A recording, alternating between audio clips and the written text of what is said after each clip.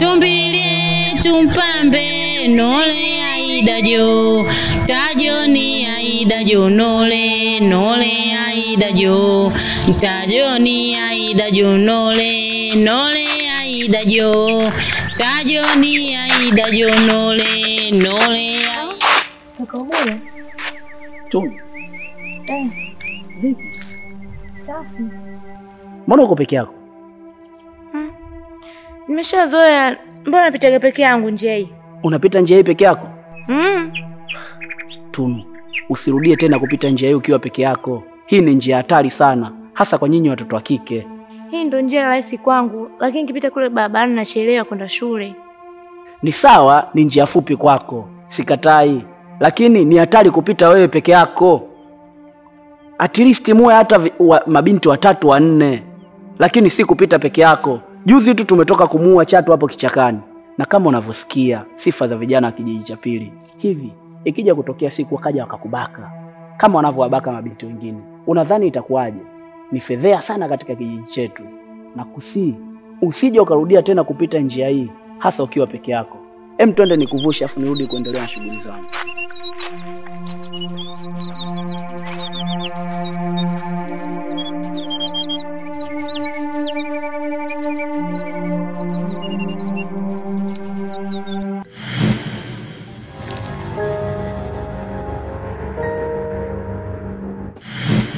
Kidawa. Naona mwana sasa hivi nyumbani nasogea. Maana alipotokea. Si unajua tena kaki bwana. Yupo huko mjini anatupambania hatari. Ndio huwa anatuma hela. Ndio kama vile unavyoiona. Mwenyezi Mungu akijalia sio tutahamia pale. Kweli mzidi tu kumwombea Mungu. Maana ilikotokea tulikuwa tunaona kama mna chizi. I say tu ni swala la kumshukuru Mwenyezi Mungu. Maana tumeteseka sana hapa kijijini. Yaani mpaka tukifikia pale mimi mwenyewe nitafurahi sana. Kwa kweli namshukuru kwa hiyo. Yaani anatujali sana kiukweli. Shikamoo Kidawa. Marahaba mdogo wangu, jambo. Jambo, shikamoo Chifa. Marahaba, mambo. Poa. Za shule? Nzuri. Karibu. Sasa hapo mdogo wangu.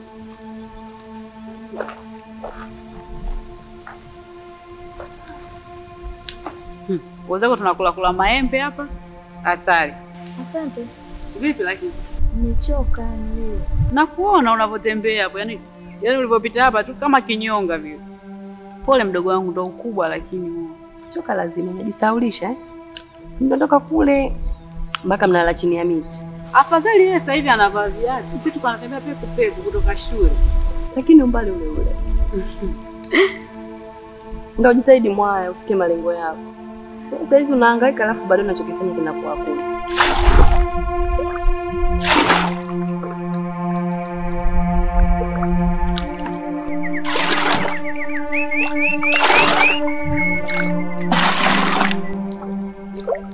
Utatibua nywaji. Kidawa. Unajua nini? Hivi unajua tumesema ameshakula. Na ameshavunja. Unafikiria nini kuhusu kumfanyia mila? Mila gani tena? Ina maana umesahau mila zetu. Anatakiwa afanywe tohara. Sio kama nimesahau. Ila mimi nilifanyia marehemu mama yangu. Sasa mimi tunamfanyia. Naanzia wapi? Aliyakuwa mimi ndo baba na mimi ndo mama. Wazazi wako kufariki wewe sio kwamba ndio mdogo kwa familia ambazo umefanyia wazazi wako. Mama yako baba yako ndio hayupo sasa hivi duniani, lakini yule si anaishi huko na wewe. Wao umefanyiwa, wazazi walikuwa wazima. Usipomfanyia yeye na kikaa kifikiria kwamba wazazi hapo na pia ataishi. Unasema ni kweli lakini sielewi. Ni kweli, usipomfanyia utakuwa kujamtendea haki. Maana wewe ndio baba, ndio mama. Wewe ndio kila kitu kwake. Sawa. Chota maji. Tuondoke nyumbani. Unajua jioni unajua shaba. Mimi nacheka lakini nimekwambia nifikirie. Sawa bana, twende tukapika.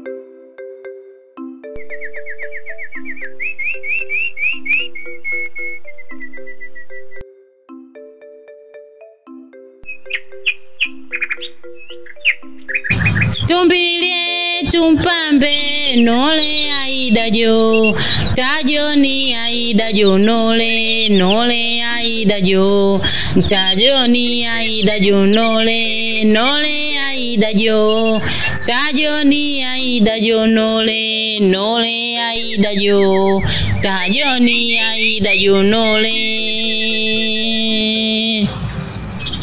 Stumbile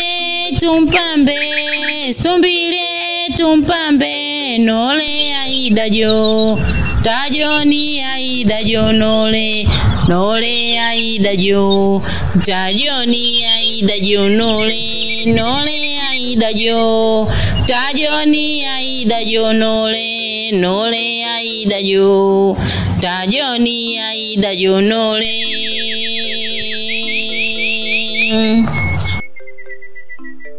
Hivi kidao shoga yangu, hivi kuhusu ile swala nakwambia.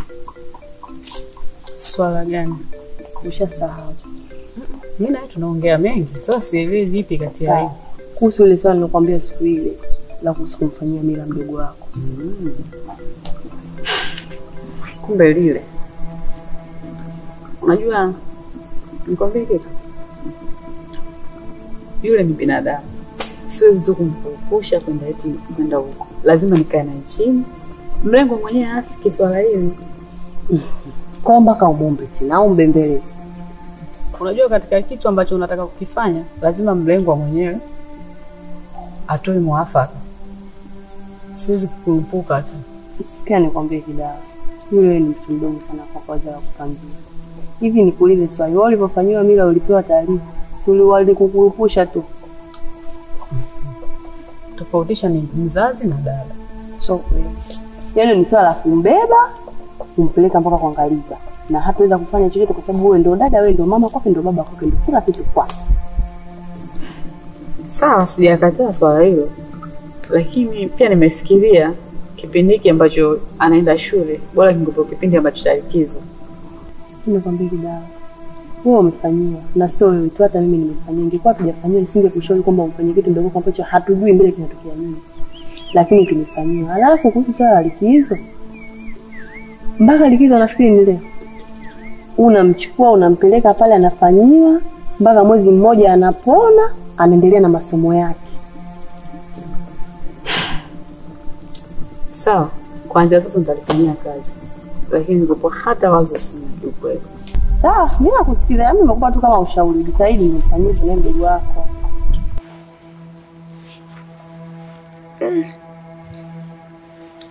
Da, chakula chako kitamu.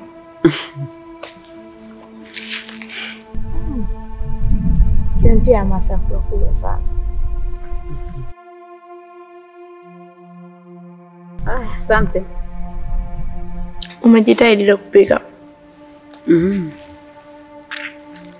Bibi, mbona kama unataka kuongea? Wala hisia zako tu. Na kwa kama kuna kitu unataka kuongea? Hata ningetaka kuongea singekwambia tu. Tuna mdogo wangu.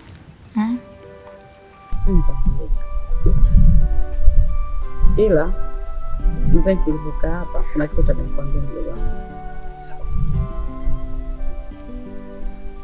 Unajua mdogo wangu, sasa hivi ndio umekuwa. Umri wako wa sasa ni ambao wakufukuzwa sana na wanaume. Nimefurahi tu. Na maanisha kwamba hata mimi kipindi nipo umri kama wako kweli, niko napigwa miseli sana na wanaume. Tena haswa hii njia ambayo unayopita, kuna vichaka vingi vinanipa sana mashaka. Mdogo wangu, umri uliokuwa nao ukipata mimba umenitia aibu. Masomo yako umeharibu na maisha yako pia umeharibu. Labda nikondoe tu wasiwasi dada yangu. Kwa hiyo usiwaze. Niamini mdogo wako. Ila mdogo wangu, ujichunge mdogo wangu. Wanaume sio watu wazuri. Wakikupa mimba tu hapo, umenitia aibu katika hiki kijiji. Na umejaribia kila kitu. Usiwaze dada yangu, nitajilinda, nitasoma, nitatimiza ndoto zangu, nitakusaidia dada yangu, tutaondokana na maisha hapa kijijini kwetu. Nataka yani nije kuwa mtu mkubwa mpaka hapa kijijini watu wanishangae. Najisikia faraja sana maneno yako, lakini naomba uyaeke kichwani. Kwa hapo labda nikwambie tu dada yangu, wewe usiwe na wasiwasi kuhusu mimi. Kwa mdogo wako uniamini? Nakuamini, lakini tahadhari lazima nikupe mdogo wangu. Alafu dada, uliongea na kaka? Bwachana na masuala ya kaka. Kila siku tunaongea naye.